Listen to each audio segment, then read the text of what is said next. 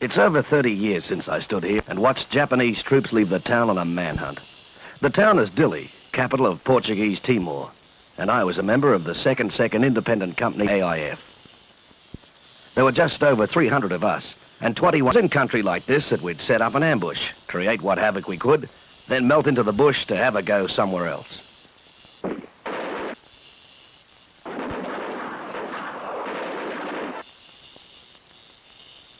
Without the help of the peace-loving Timorese natives, we'd never have survived that 13 months of guerrilla warfare.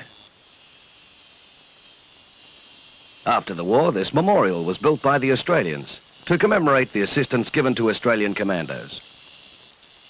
Today, elements of the Portuguese army are holding the fort.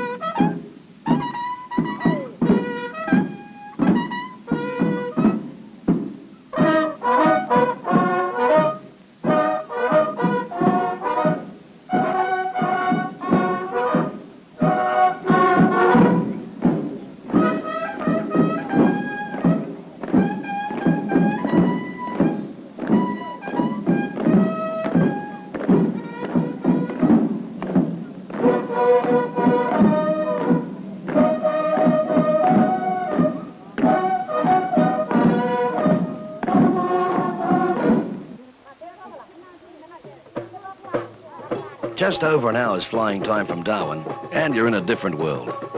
Here in the shadow of the Roman Catholic Cathedral in Dili, life goes on in a timeless, traditional way.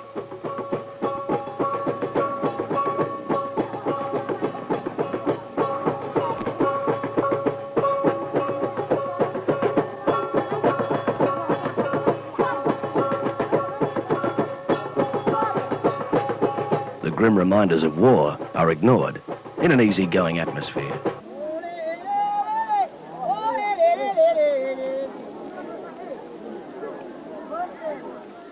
Even trading in the marketplace is gentle by Asian standards. By all accounts, words like pollution, crime and begging are not in the Timorese dictionary.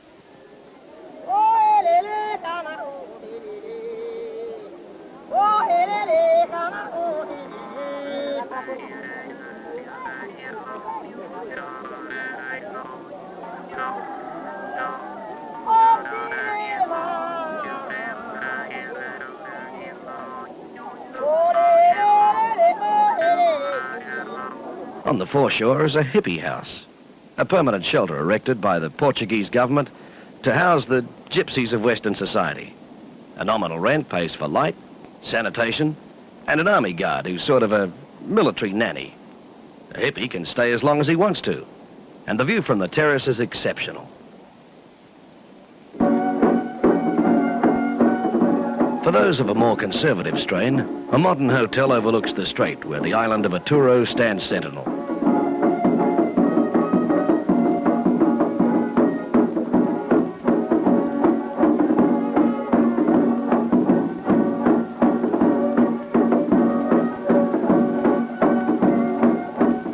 In Dili, the bitumen stops at the end of the high street.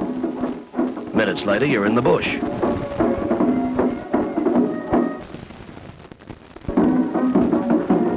Colonial rule remains, a rarity these days. Guard duty at the governor's residence is regarded as an honor by the hill tribesmen. Unlike most guard duty around the world, volunteers are plentiful.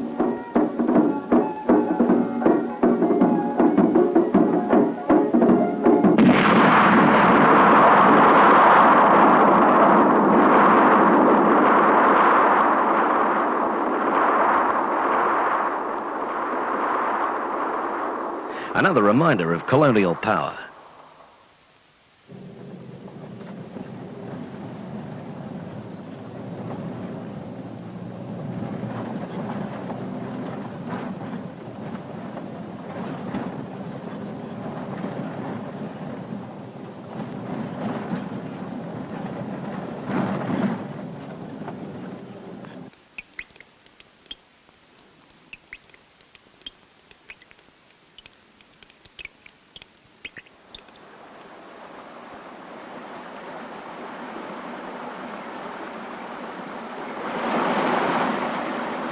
The mountainous spine of Timor forms a giant watershed, and with regular rain in the highlands, the streams run high most afternoons. Crossings are recommended before lunch.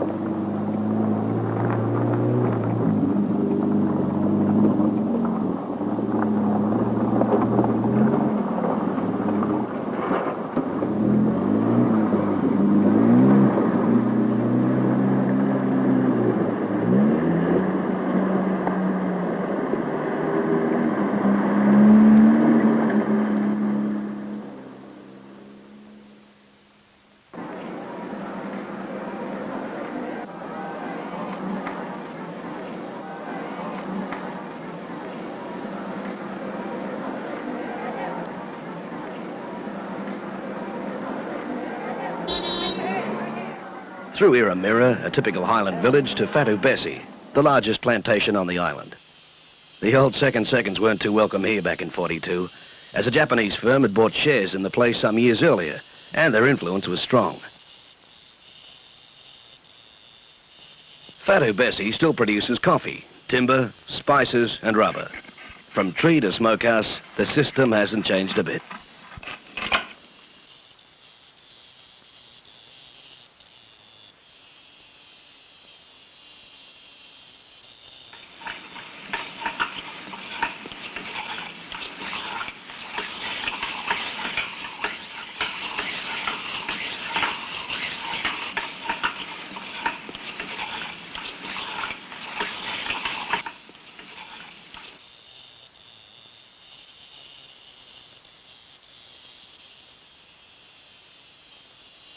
Tourists are still a novelty to these natives, but at Mabisi, about 20 miles east, things are swinging.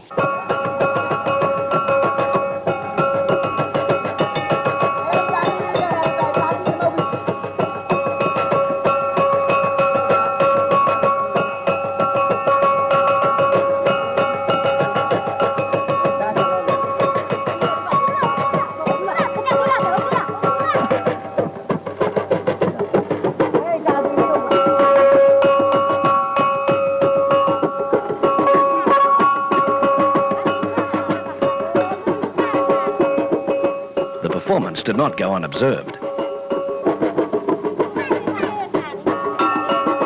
Then came something I'd not seen in 30 years.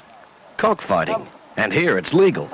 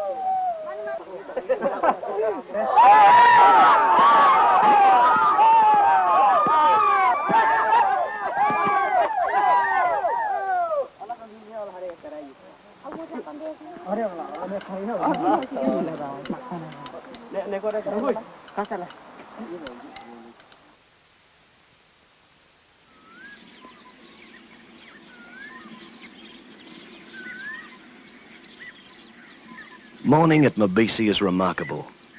From the balcony of the Posada, or local inn, mist mantles the valley between great mountain peaks.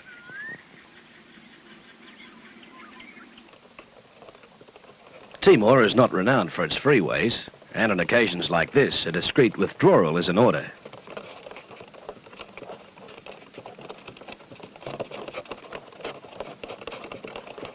This, by the way, is a dowry.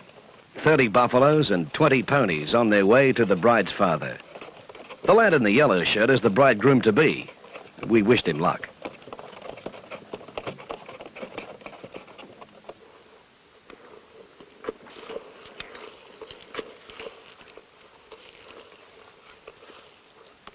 Buffaloes form an essential part of the economy. In the rice paddies, they're used as plows. Following this invigorating health treatment, the rest of the family move in to plant the seedlings.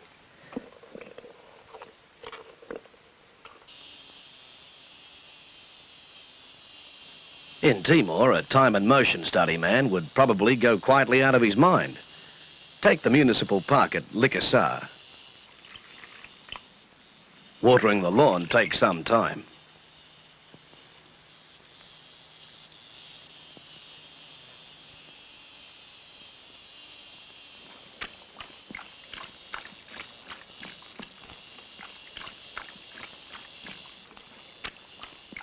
A few yards away, this rusting motorbike is one of the few Japanese relics of the Second World War. Another grim reminder is this system of caves carved out of the hillside by Timorese natives at Bayonet Point. The caves were used as ammunition dumps, and when completed, Japanese machine guns were turned on the Timorese workers. Even today, the Timorese refuse to enter these caverns of violent death. In Timor, spinning a yarn takes on a different meaning. This thread comes from the cotton tree. It's dyed with juices from local forest plants.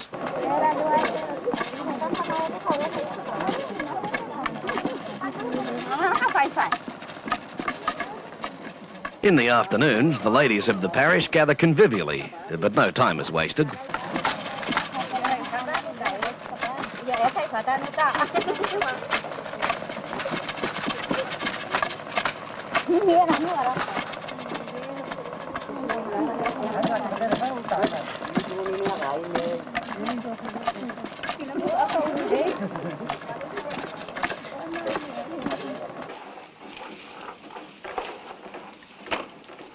The men are not idle either.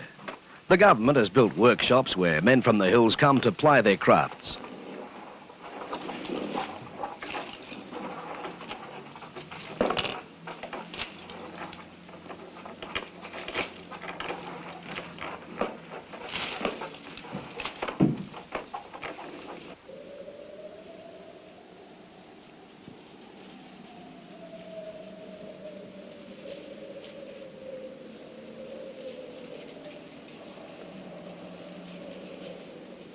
When the great thirst overtakes you and there's no bar handy, the Timorese have their methods.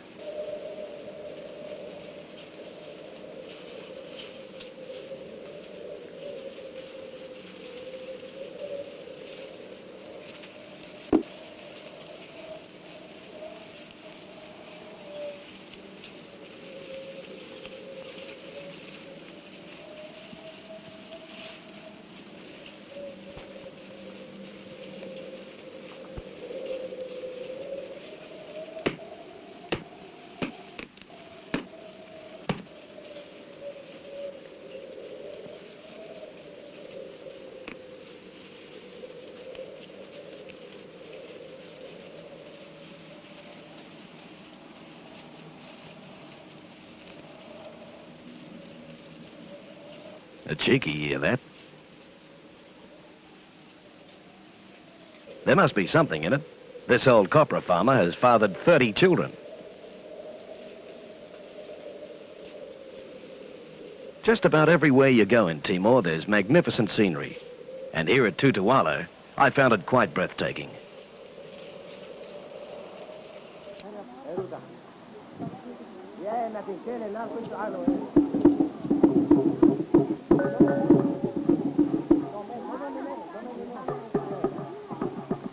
The high-pitched roofs and stilt foundations protect the householder and his goods from monsoonal rains. The paint job and seashell decorations come as optional extras.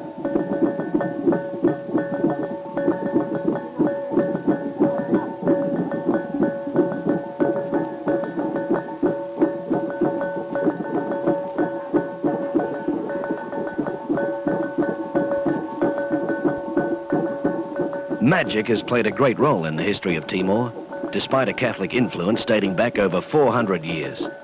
The traditional dances watched by tourists have their roots in the timeless rituals of worship of the elements, or the casting out of evil spirits. This terpsichoreal novelty is called the Procession of the Moon. So who's game to tell the chief he's regimentally undressed? Seconds out of the ring. Those swords, by the way, are made from motor vehicle springs, salvaged from World War debris.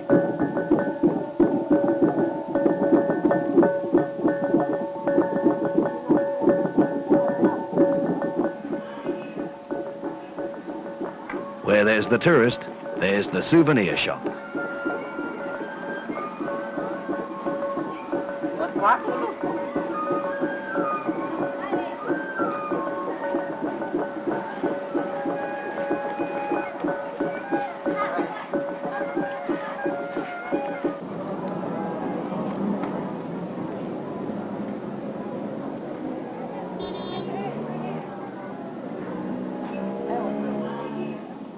Bacau, the second largest town in Portuguese Timor, was my last port of call. Another idyllic setting. A first-class hotel. No pressure, no traffic problems. In fact, jaywalking is a national pastime.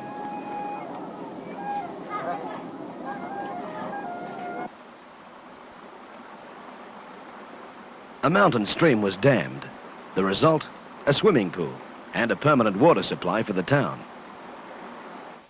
Mari pulang temani, di pesta ini sudah habis. Mari pulang, lah sudah siang, di mari pulang temani. Women's lib must be old hat in Bacau. The local laundromat has an all-male staff.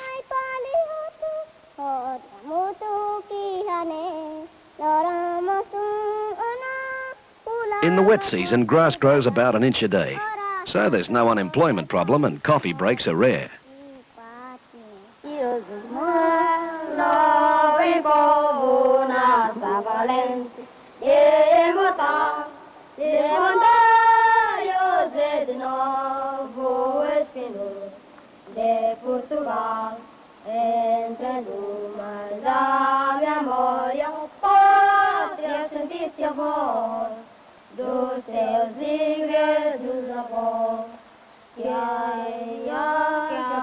In many ways, Timor hasn't changed.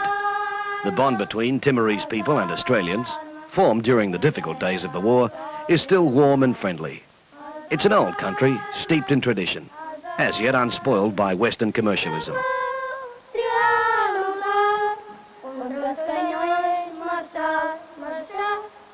And there's always something to do on Sundays.